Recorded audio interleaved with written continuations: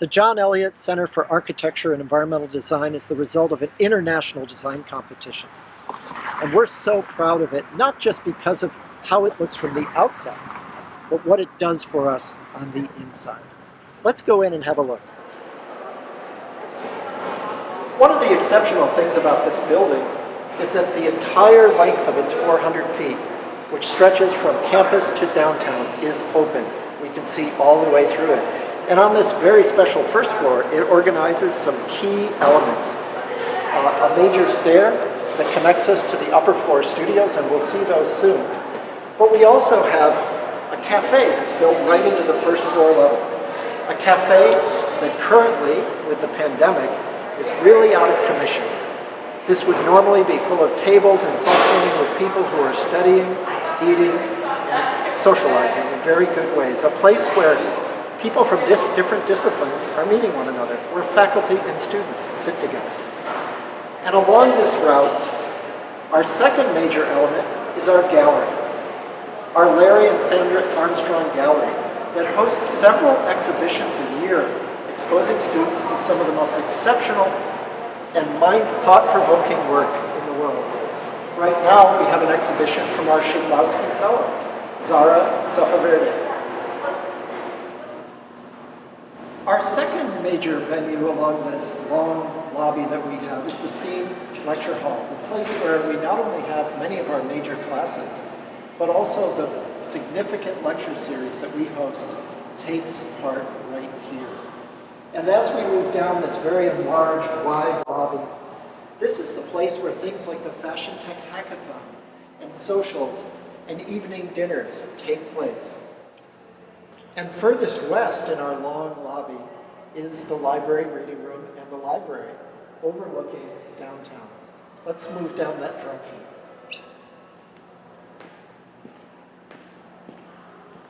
This is a place where students can hang out, they can read, they can do their work, and socialize. And it's a reading room that's open, like all parts of this building, 24/7 to our students with key card access. That gives them the ability to enjoy and use the studios as they need in the safety of having their own key to access the building and no one else.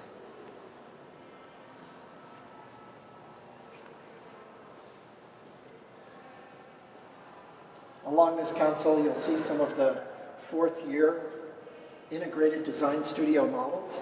That is one of the features of our architecture program each year.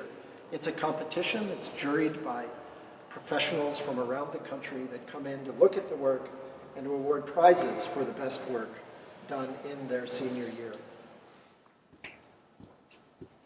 Having a branch library right inside of the college is special, but it's really special to have a materials library. Interior design, architecture, construction management are material practices. What we design, we have to build with materials in the world. And it's really important to give students in the digital age access to the materials that they can touch and feel and know how to use. This materials library is stocked with select materials from manufacturers, but also raw materials, so people get a sense of what those materials are and how they can manipulate them. But one of the special features is our access to the Material Connection Library, which you see right here. That Material Connection Library is a link to one of the best materials libraries in the world that looks at and judges the most innovative materials each year. We have flat files that are full of drawings and samples, and a wonderful seminar room in this area that allows us to have small classes and discussion groups right here in one of the favorite rooms in the building.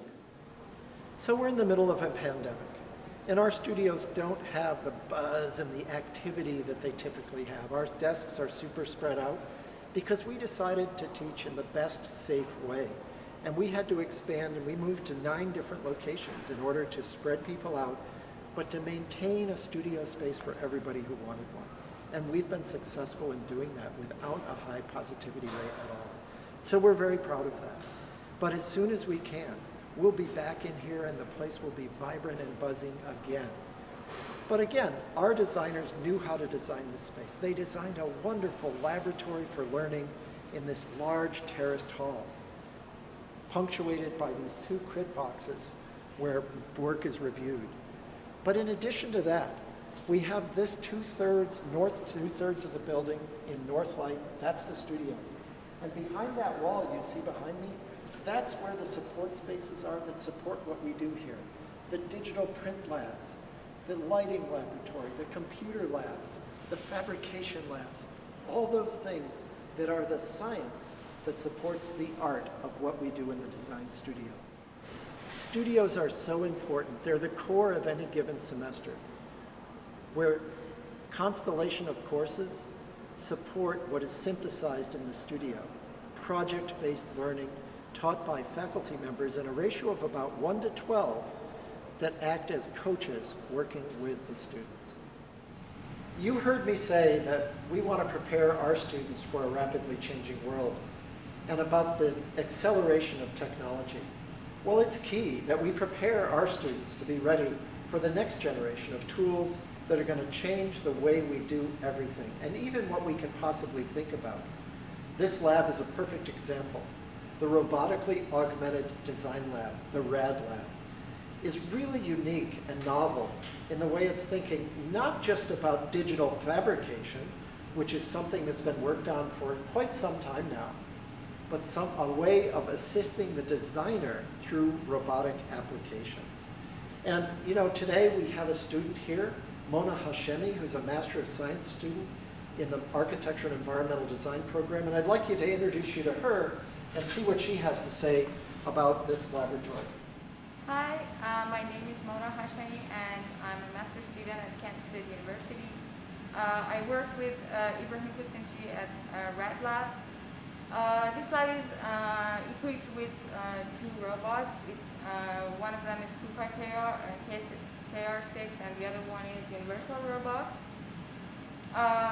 We use these robots for creating different projects, from fabrication projects to kind of using them as an active agent in design experience. There are different projects that are happening in this lab. We use them for doing projects with AR or for human and robot interactions. One of our recent projects was the workshop with Arcadia, and we actually use it as both digitally and physically to actually augment a design experience in the workshop. One of the great things about having a new building is the ability to have the right kinds of facilities in that building. And as I said before, interior design, architecture, construction management, those are material practices.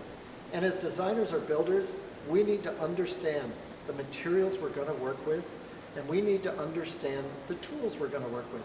Not just the traditional tools, but also the tools that are coming on board now and that are going to be there in the future. And this fabrication lab, commonly known as the Fab Lab, is set up as a tool for us to understand through education how we can do things in the right way. So we've put together a lab that has not only the traditional tools, but some advanced tools as well. Tools that deal with computer numerically controlled devices that allow us to digitally design things that are then produced by the tools that we instruct computationally. If you'll move along with me, I can show you that behind me are the woodworking tools, the more traditional common tools that are used, and we have benches for assembly. But when we get over into this area, we see that computer numerically controlled mill, a 4x8 bed with an automatic tool changer, a 4x8 bed mill that allows us to mill out all kinds of things on these tools that enable designers to think about new ways of working. The significance of this is that in the past, architects were burdened by the Industrial Revolution, which required standardization and high inventories of parts and pieces that we would specify and would be put together to make a building, making our buildings a little bit like Lego sets. Your building had to be made out of certain kinds of parts and pieces? Well, the computer doesn't really care, and the machine doesn't really care if it's doing 237 pieces that are exactly the same or that are all unique and different. And that allows us to move back into an age of customization, back into an age when buildings can have different shapes, can be made in different ways. And this is opening up a whole new realm in architecture, one which we want our students and our construction managers to be well aware of, so that they can move forward with the most advanced tools and do some of the most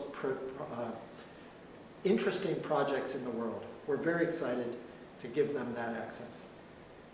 In addition to computer numerically controlled milling, we have computer numerically controlled plasma cutter that can cut up to 1/2 inch steel.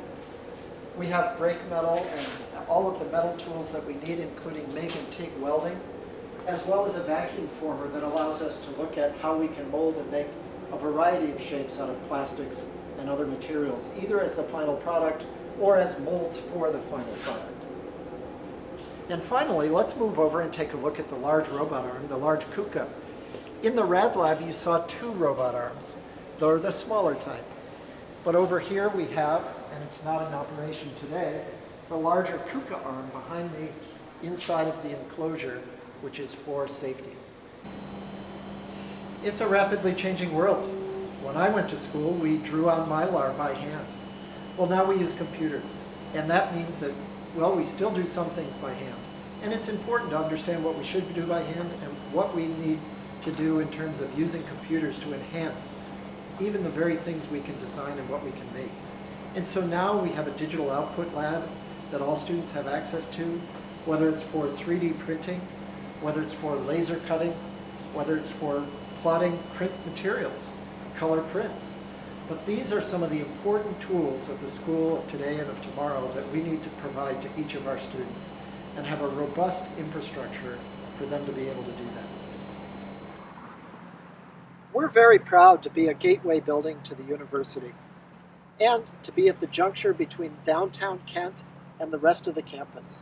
But we're even more excited about having a Weiss-Manfredi designed building, an award-winning building, not just because it's LEED Platinum, but because of the way it is designed and built for what we do, for the design of multi-disciplines all under one roof.